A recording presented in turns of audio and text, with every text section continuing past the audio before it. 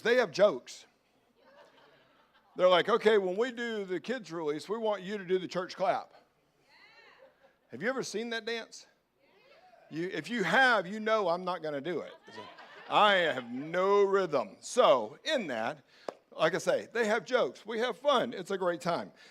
So if you would like to help out with any part of serving with the church, please see me. We have some aspects we need some help in, and we would love everybody involved. We want 100% everybody, all hands on, right? Christianity is not a spectator sport.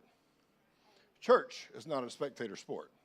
Sometimes we turn it into that, but it's what it is. So really quickly before we start, I want to say thank you to Kathy for the decorations for the church. She works long and hard for all these things, and the creativity is just great. I'm impressed. I'm really impressed because I'm not creative. So, but just thankful. Kathy, great job. I know you don't like to be put in the spotlight, but I'm thankful for you, and thank you for what you're doing. So, all right, if you will, I am going to share this morning about 7 miracles that have saved America over the years.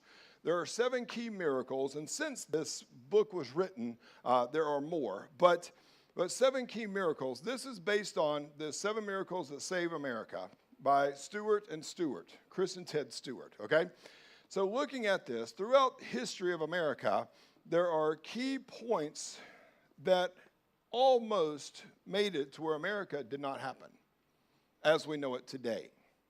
And so we're going to go through these this morning briefly. This is just an overview. It's a great book if you would like to read it. It's a narrative. It's nonfiction.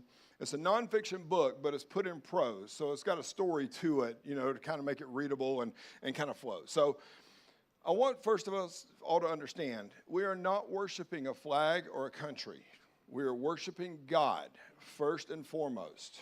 We are blessed to be able to be a part of what's known as the American experience, you know, and the American experiment. I don't know if you've seen with the FIFA, the World Cup soccer tournaments that have come to America, you know, with the TikTok and all the social media feeds with that.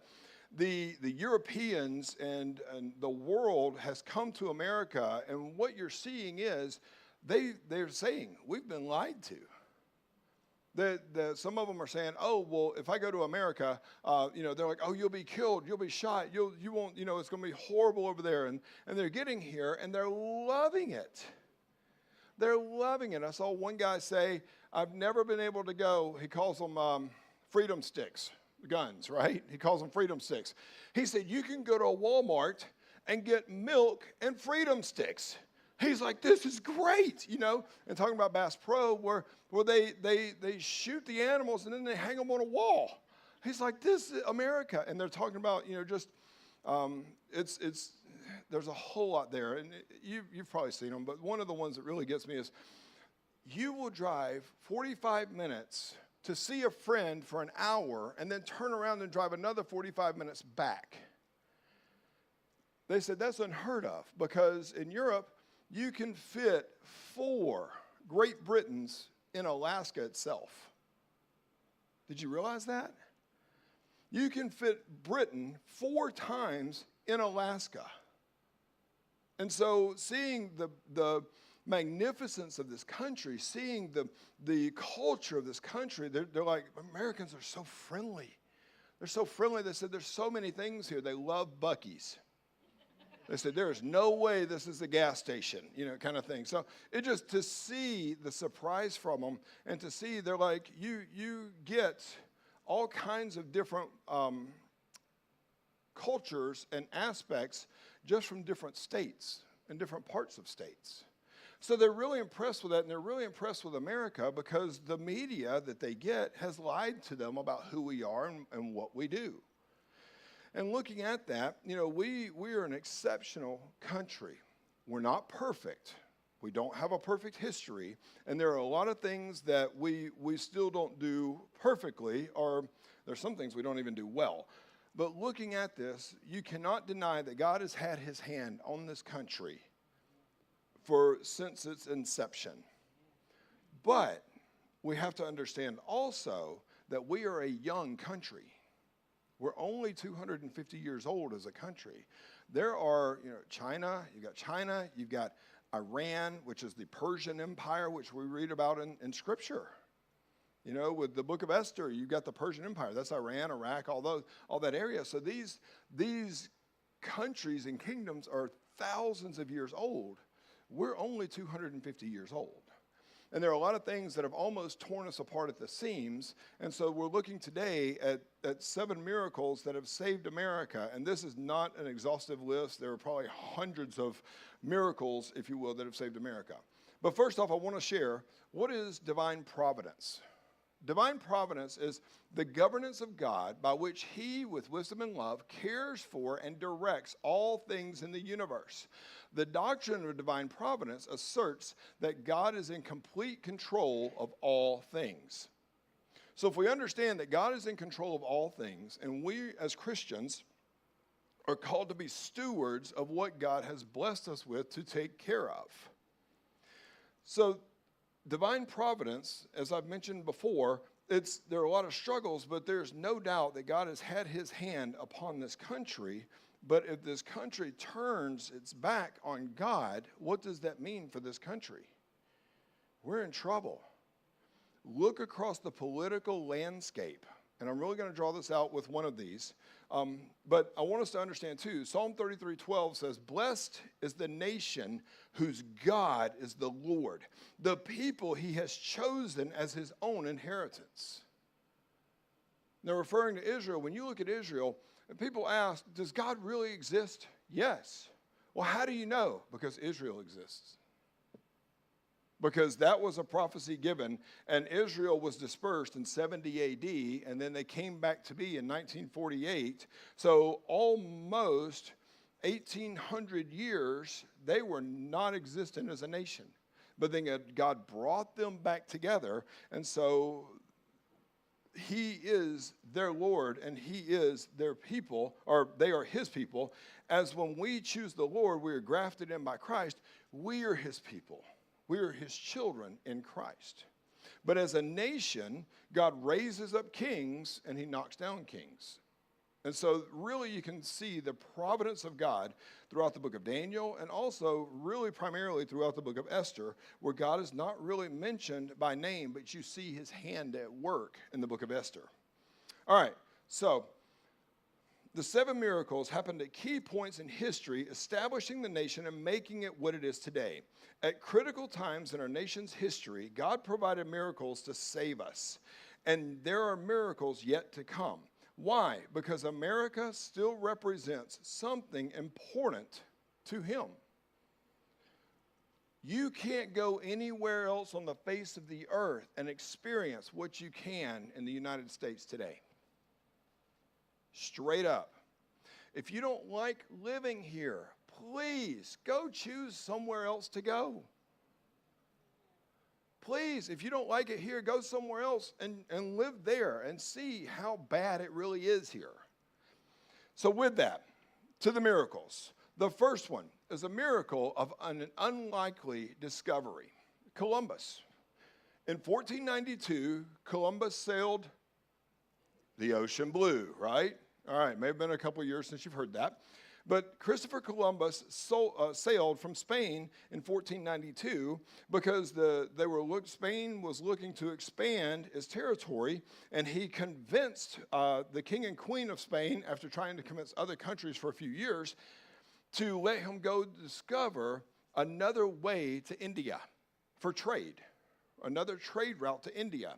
What's interesting, the backstory with this, you may not know or may not have heard, Spain had just kicked all the Jewish people out of its country and confiscated all their wealth for themselves. Have you heard that one? Go do your history. So Spain expelled all the Jewish people out of its country, but it confiscated everything they had. So Spain was overrun with money. And so Columbus takes advantage of this and convinces them, hey, we need a new trade route to India. Let me go. Let me explore. So in 1492, he sets off with 3 ships, the Nina, the Pinta, and the Santa Maria. I am not Spanish. I cannot roll my tongue, okay? So stick with me. If I botched it, I'm sorry. So they're crossing the Atlantic, trying to find a new way to India. But the problem is they're gone, and they left. They actually left on August 3rd, 1492. They made landfall in October, on October 12th, 1492.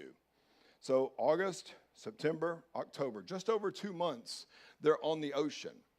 Well, 2 months on a boat, or 3 boats, that's a long time. Food starts to run short. You start getting people that are getting antsy. There's almost a mutiny for Columbus.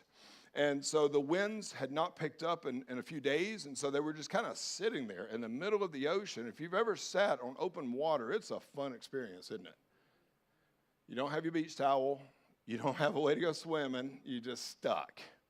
And so looking at this, they almost had a mutiny, but he convinced them to go 1 or 2 days more. The next day, they made landfall in the Bahamas.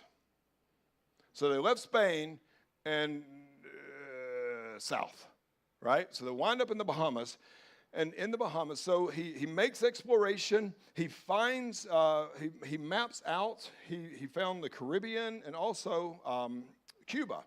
And so he mapped out several islands there. And so Columbus, in March of 1493, he brings news and people and items. You wonder if he kidnapped people to show the Spanish where he had been and who the people were. So he returns. That was the first of 4 journeys that he made. So the miracle of an unlikely discovery is that Columbus almost did not discover the New World. It was on the verge of a mutiny. It was on the verge of a breakup. It was on the verge of a turnaround. But one more day, and they found land. So America almost, or west, excuse me. So America almost did not happen because Columbus almost did not discover the Bahamas. Well, Chad, other people would have discovered it. Yes, it would have been discovered, but it would not be in the way. We would not be a developed country like we are had that not happened. All right, next. You have the miracle of survival, Jamestown.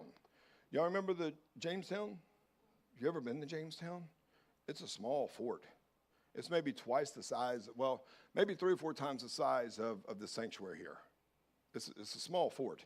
And so you have people that Jamestown was the first English settlement in 1607 by the Virginia Company, and they were looking for wealth and a permanent foothold in the New World. Now, the Spanish had come in. They had taken over Florida. They had set up. And so they've set up, and so you have the English wanting part of it, so they send some settlers. They get to Jamestown, and in Jamestown, they set up the settlement. They're ready to go. But the problem is a lot of the people had never done the hard work that it took to make things happen from just land being there, to figure out how to farm, how to build things. Just the people weren't really prepared for it. And so there was a lot of hardship. So they land in 1607, and then you have what's known as the starving time from 1609 to 1610. The Europeans are robbing the Indians. They started off trying to trade with the Indians. This is where you have Pocahontas and James Smith, right? Joseph Smith? James Smith. And so this is the story of Pocahontas when this happens. But the English don't know how to build or how to hunt or to forage to make themselves a life. So they start robbing from the Indians. They start, just doing all these different things. And the Indians are sick of it. They're done with it. So what do? They surround the encampment. They start hunting the Europeans, the English. When they're outside the fort, they start hunting them. They start killing them. And so basically they surround the fort, and they're going to starve them out. It almost worked. 500 people during the starving time. There was disease, there was famine, there was starvation, there was cannibalism, because people were in such dire need, dire straits, that out of 500 people, the Virginia Company sent a resupply ships in 1610, and one of them got broken up and had to build 2 ships, and so they show up later than the others. They get to the colony, and there are 45 people left. The fort is essentially torn down. They've used it to build firewood. They're scavenging for any kind of food, or if anybody passed away, guess what happened to that body? You don't know what you'll do in a situation until you're in the situation. If you have never heard that or never thought about that, you can't say I would or wouldn't do this because you don't know what you'll do in a situation until you're put in that situation. So 45 people. The supply ships come. Well, the two ships come, and so they didn't really have supplies for them. So they all decided, you know what, this isn't working. We're just going to go back to England. We're going back. We're done. We're done. I can't, the people that were surviving were skeletons. And so they get on the ship, and they go to leave, and so they get out to the Chesapeake Bay, and they're waiting for a fog to clear in order to sail out from the Chesapeake Bay back to England. And what's interesting is, in the Chesapeake Bay, the mouth of it is about 20 miles wide. And there's a fog there. But what's really interesting is, and the miracle of this, is that the resupply ships from England found the ship that was leaving with the colonists. 20 miles of water, they found them, and they convinced them not to go. And so the colonists turn around and start Jamestown. They started up again with the resupply ships and new people coming in. And that's the basis of what we have today for America. The miracle is that those ships found each other as one was leaving. Had they left an hour earlier, had they waited, or just all kinds of what ifs. So had they left earlier, they would have missed each other. All right, so that's the miracle of survival. Y'all still with me? Yeah? All right. Okay. Stick with me because here we go. Washington, George Washington. You ever heard of this guy? Yeah? If you've had any kind of civics or any kind of school, you know who George Washington is, right? Did you know that George Washington should have died about 15 times before he ever became president? Miraculous, providential hand of the Lord over George Washington. Now, in history, sometimes things get embellished, right? But this is from his memoirs, from his private memoirs written in the early 1800s. And basically, Washington's history, in 1755, he was in a battle, and he was British, but in the French-Indian War, and the Battle of Monongahela, okay? He was a leader. He was the second in command. And so he was riding horses because your command, is always on horses. The Indian chief that had commanded for them to shoot Washington, okay? They didn't miss. The Indians did not miss when they shot, right? Listen to this. Years later, this chief, the Native American chief, fought in that battle, reportedly told Washington, I called to my young men and said, mark yon tall and daring warrior. Make a mark on him. Get him, okay? Target him. He's not of the redcoat tribe. He is not of the redcoat tribe. He has Indian's wisdom, and his warriors fight like we do. Let your aim be certain, and he dies. Our rifles were leveled, rifles which, but for you, knew not how to miss. These guys didn't miss, except for him. But they realized all was in vain. A power far mightier than we shielded you. Seeing you were under the special guardianship of the Great Spirit, referencing to God, we immediately ceased fire to you. Later, it was figured out that 2 horses had been shot out from under him, and he had 4 bullet holes in his coat, but he was unharmed. Much less the fact that he's fighting that war with dysentery. He had some kind of diseases that should have killed anybody else, but he went through all kinds of diseases, all kinds of wars and battles, but yet he lived to be the first president. But did you know they wanted to make him king? He said, no, guys, no. So what's the miracle with this? Well, that's the backstory of it. The miracle is the battle of, a miracle of an escape, the Washington and the Battle of New York. So they're fighting the Redcoats. This is August of 1776. When did they sign the Declaration of Independence? July 4th, 1776, right? So 6 weeks later or so, they're fighting the British on Long Island, And the British attacked Brooklyn directly on two fronts, but they sent a third to go around a little-known pass. And basically, they caught the Continental Army off guard, and they almost wiped them out. There were 400 men from Massachusetts that fought to keep the British at bay while the rest of the Continental Army retreated to Brooklyn Heights. Okay? So they get to Brooklyn Heights, and they realize that they're somewhat surrounded. The only escape is the East River. But the problem is with that, you got British ships coming in that are just going to lob cannon fire on them as they're trying to get over the river. We're done, boys. And so under the cover of night, they devise a plan. We've got to get these 9,000 troops off this island. 9,000 troops, rowboats, okay? So they got to get so they start. But what's interesting is a nor'easter shows up. And it keeps the British ships at the mouth. And so the ships can't come upriver. And so keeping the ships at the mouth, a thick fog falls over the whole area.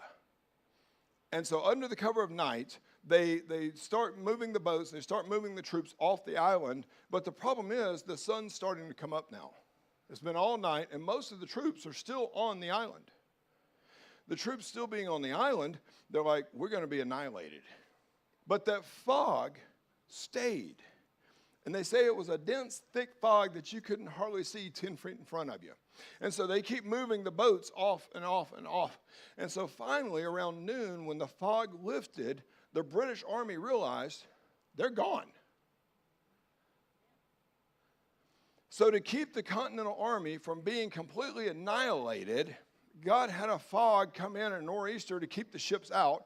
They could have been annihilated when the British Army surrounded them because the British troops were going to annihilate them then. But the general called them back off of it. He said, no, boys, don't pursue them. Stay off. And so God used that to preserve the Continental Army in order for what we know today to be the United States of America. But that's not all. Next, number 4. If you've ever gotten 10 people in a room, you know that there are 30 different opinions, don't you? Right? Sometimes more. The next one is the miracle of unity, the Constitutional Convention. This is where the Constitution of the United States came to be in 1787. And this, basically what came out of this was the establishment of the Constitution, laid the foundation for our government, the framework that balances power among different branches. It established the democratic principles. But what are we? Are we a democracy? We're a representative republic. Okay, we're not a democracy. So, but we operate with democratic principles that include checks and balances, separation of power, and the federalism, which if you've ever read the Federalist Papers. And then the compromises. Critical compromises were made, like the Great Compromise, to balance interests of both large and small states. So everybody's equal and has an equal say. So the miracle of this is that they had, I'm not sure how many guys were in the room, let's say 50. 50 guys in a room, and some of them are rebelling, some of them are revolting, some of them are done with it, but yet they work out and hammer out through this convention the Constitution of the United States. That right there is a miracle. So you have the miracle of unity. Next, the miracle of a turning point. Lincoln and Gettysburg. Now, the South is doing pretty well because they've got all kinds of resources, and the North depended on the South for the resources. And so the South makes a final push to knock out the North, and they get up to Gettysburg, Pennsylvania. And so they fight the Battle of Gettysburg, Pennsylvania, July 1st to July 3rd, 1863, in the war between the states, the Civil War.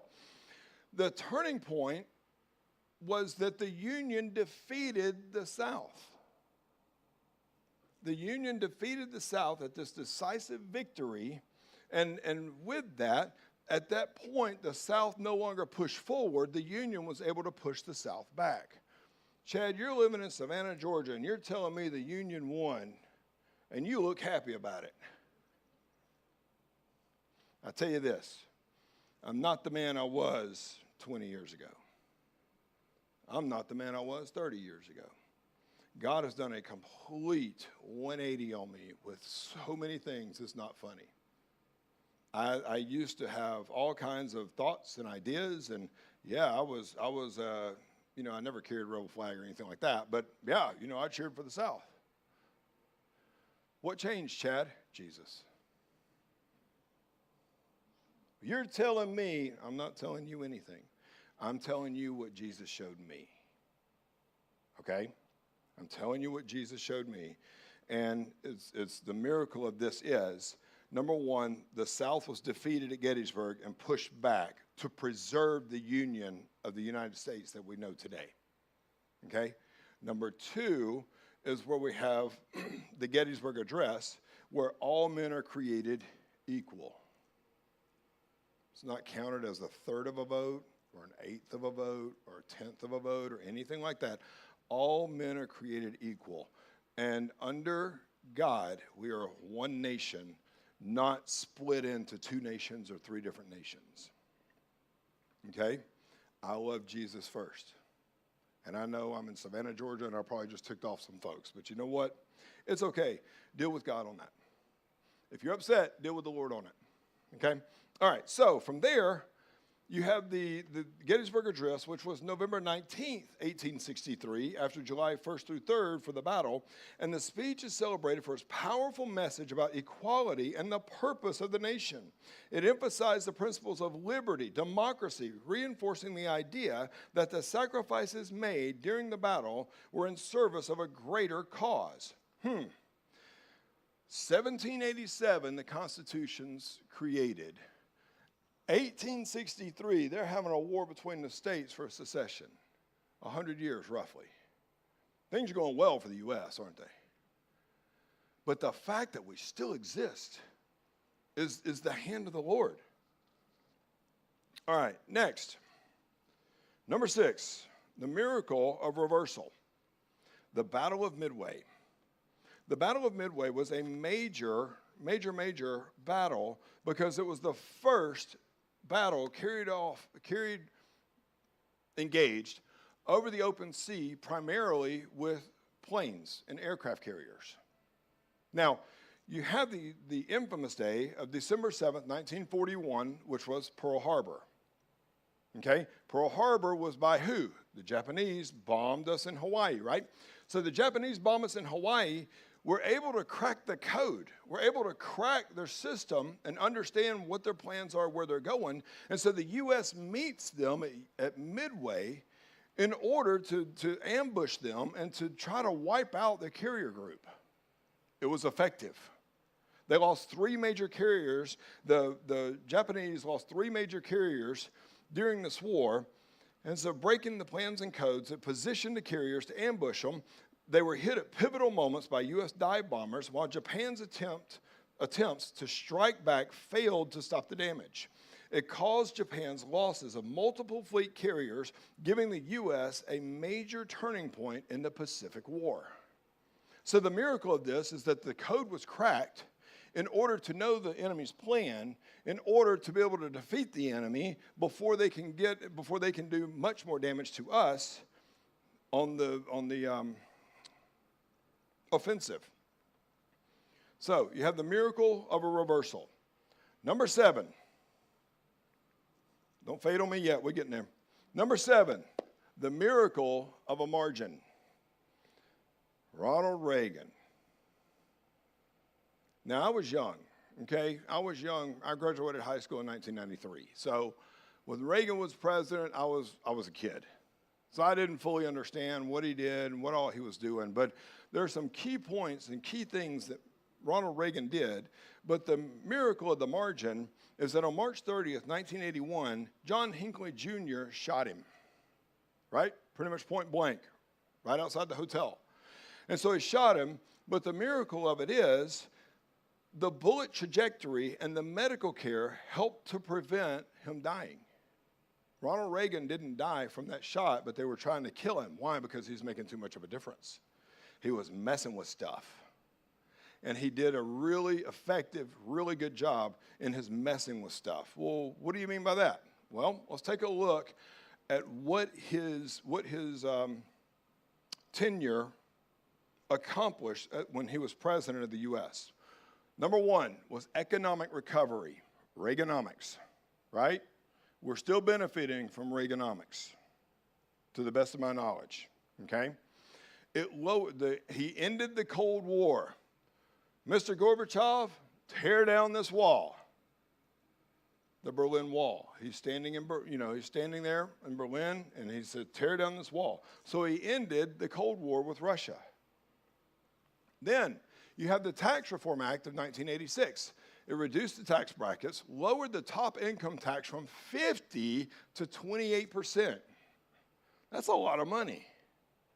That's a lot of money. So let's say you make $100,000 a year and it puts you in the top tax bracket. They're taking $50,000 of your income. So he dropped it from them taking $50,000 to $28,000 of your income. That's a lot, isn't it? Would you agree with that? Yeah, right? So, but I didn't fully understand Reaganomics, but looking at that from 50 to 28, now I know there were tax loopholes, I know there are all kinds of things with this, but to drop it that much was huge, and to break out, to get rid of some other tax brackets and things like that, close loopholes and things. Then he put pride back in the American military and put pride back in the American system, the patriotism. He was proud to be an American. I mean, he was a cowboy, right? Y'all know Ronald Reagan was an actor, right? Y'all know that? Okay. I see some of the older ones, seasoned people saying, yep, he was an actor. Okay. So the only thing I remember is him and a chimpanzee. That's yeah. So if you know, you know. I'm leaving that alone. Okay. So what is all this for us? What do these miracles have, and why are you doing this from the pulpit, Chad? I want us to understand God has providence over our lives. Every aspect of your life, he has providence. The question is, in our life, are we searching for him and his best in our life so that the providence over our life is one of blessing and protection and love? Or is what we're looking for, God, leave me alone. I don't want anything to do with you because you're way up there. You set the world spinning, and this is really evolution, and all these things are going on, and you don't really exist anyway. So I'm just going to live my life the best I can live my life, and carpe diem, because tomorrow I may die. That's a really sad way to go through life. There's no hope there. There's no confidence there. There's no living for something more, because when you look at it, and when you look at King Solomon with Ecclesiastes, basically everything under the sun is a waste. And when you look at it from the humanistic perspective and the evolutionary perspective, life is a waste because there's no design to it. There's no purpose in it. We're just here existing, and we're blobs of whatever you want to make up. And then I live my life the best I live, and then I cease to exist, and there's really nothing to me.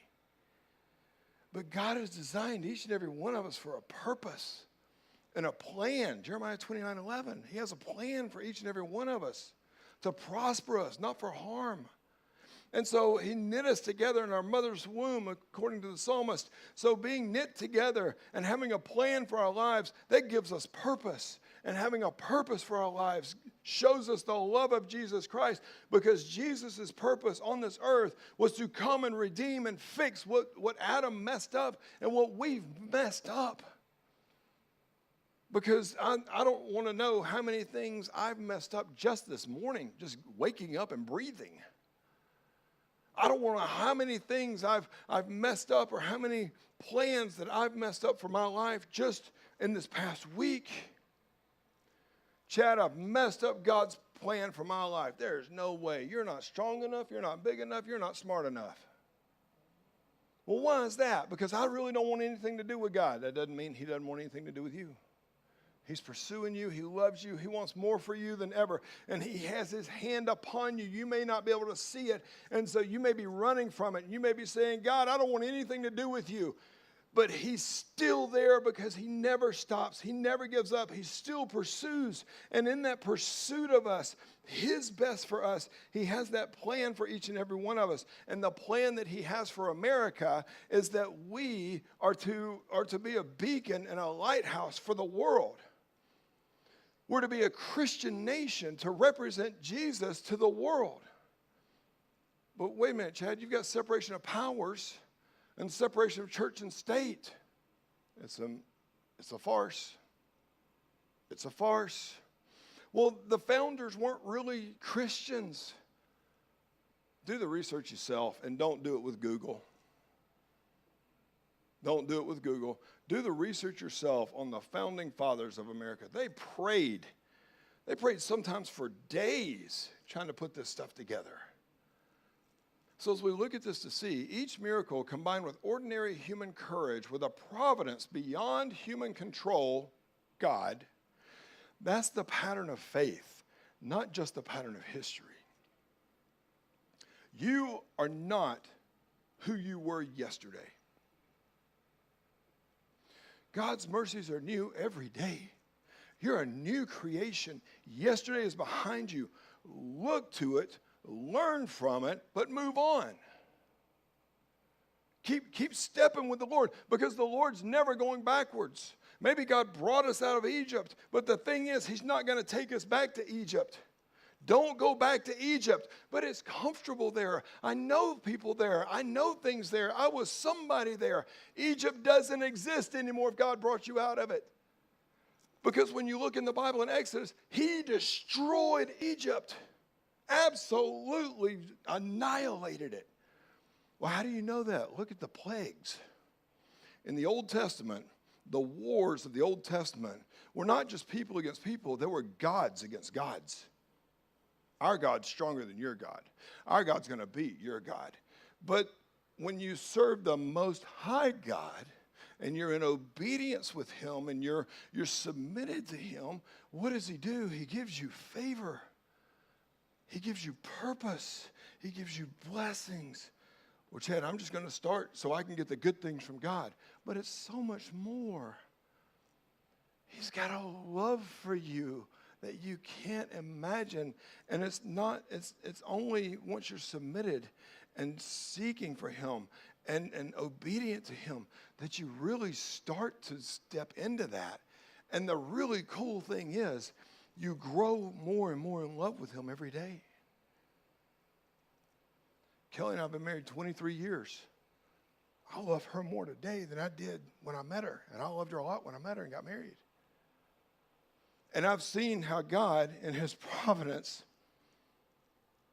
set me, and he uses my past that's developed my personality and how I see things and how I look at things. And he's used her past as to how she sees things and how she developed. And then he put us together, and together we're stronger and we're better and we're bigger than we could ever be individually.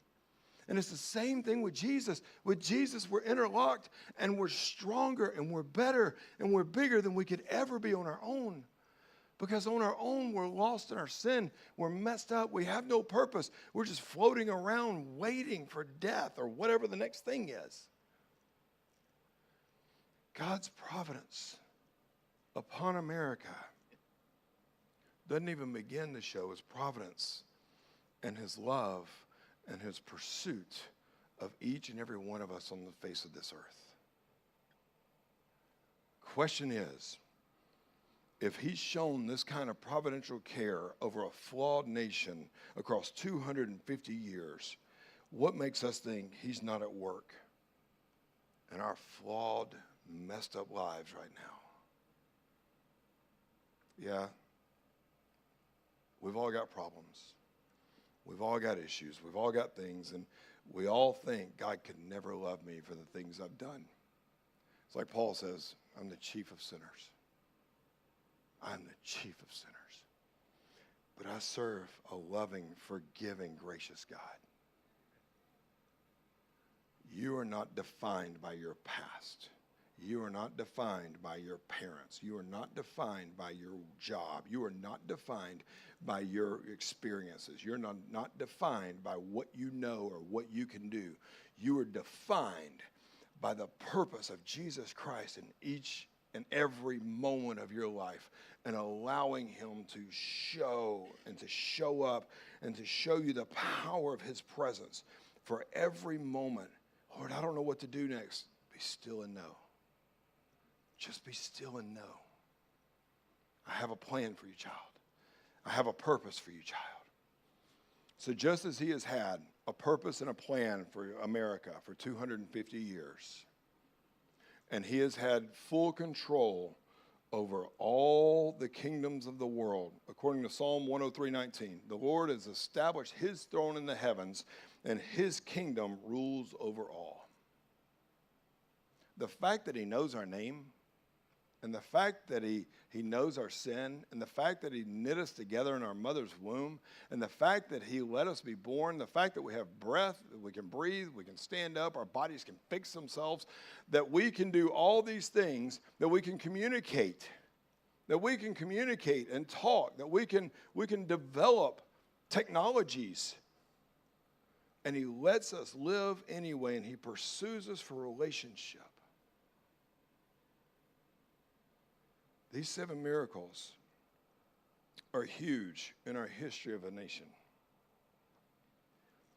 But the miracles that he's looking to do in your life today are even bigger. The miracles that he's looking to do in your life tomorrow are even bigger. What do you mean miracles? That red light that stopped you? You got caught by the red light because something told you don't run the red light, and then you see the wreck in front of you. That happens. Had you run the red light, it would have been you. Maybe, I don't know. You can do all kinds of scenarios with that. Sometimes God's providence delays us in order for his best to show up. Sometimes you're ready for the next step, but maybe the other party is not ready, and so you're delayed. Sometimes they're ready and you're not ready, and it's delayed. Sometimes God just says, no, that's not the best for you. I've got better.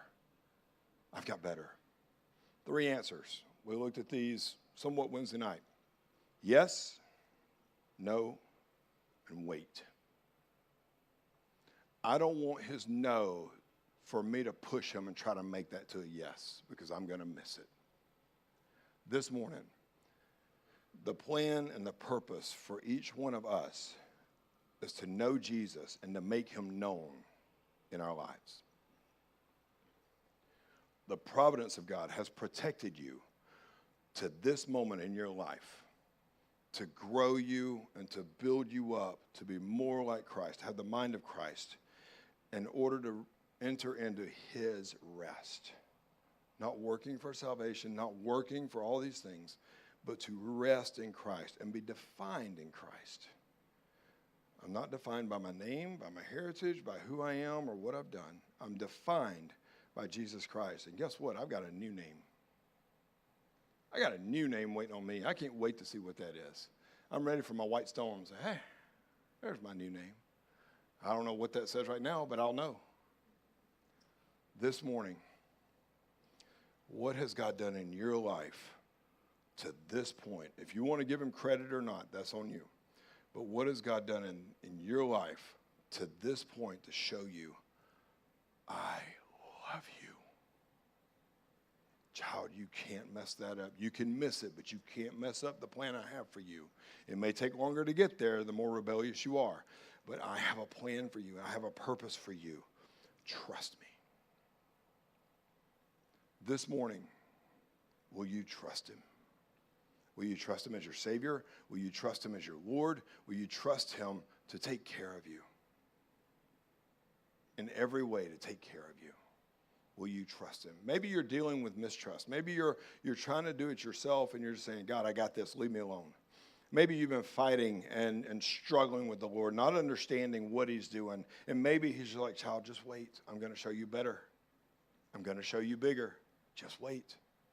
Maybe you're there, and maybe you've been in the waiting room of the hallway sitting in a chair by yourself, looking down the hallway, and there's nothing but doors shut, and you've hit and kicked and beat on every one of them, and you can't get them to open, and you're mad, and you're frustrated, and you're like, why, God, why? I've done this, I've done this, I've done this, I've done this, I've done this, I've done this, I've served you, I've done this. He's like, child, I've got something. Just wait. Just wait. Don't push those doors open. They're not your best. Just wait. Are you in that waiting room? Maybe you're mad with God. Maybe you're struggling. Maybe you're struggling with your faith. Maybe something's happened and you're dealing with things and you just can't understand it. Maybe you're struggling with your faith this morning. Will you lay it down at his feet and say, God, I don't have the answers, but I trust you. I want to ask if you'll stand this morning. If you're struggling with something with the Lord, if you're praying for someone else, if you haven't seen a breakthrough yet, if you're looking for the breakthrough but it hasn't come, hold on. Don't give up. Hold on. Because he's got something better. Just hold on. This morning, God wants great things for you. Will you trust him? Maybe it's relationship with Jesus. Maybe you don't have that. Why don't you start today with that? Take that first step. Maybe you've had a relationship with Jesus, but the fellowship's gone because there's sin and you're running and you're trying to figure things out yourself. He's still pursuing you. Will you let him? Will you just turn to him and say, I can't do it? He's like, I know. Come on back. I got you. Whatever you need to do right now, please do it. As the song plays, the invitation plays, the altars are open. If you want prayer, I'm here to pray for you. We've got others that will pray for you. Whatever needs to happen right now, don't put it off anymore.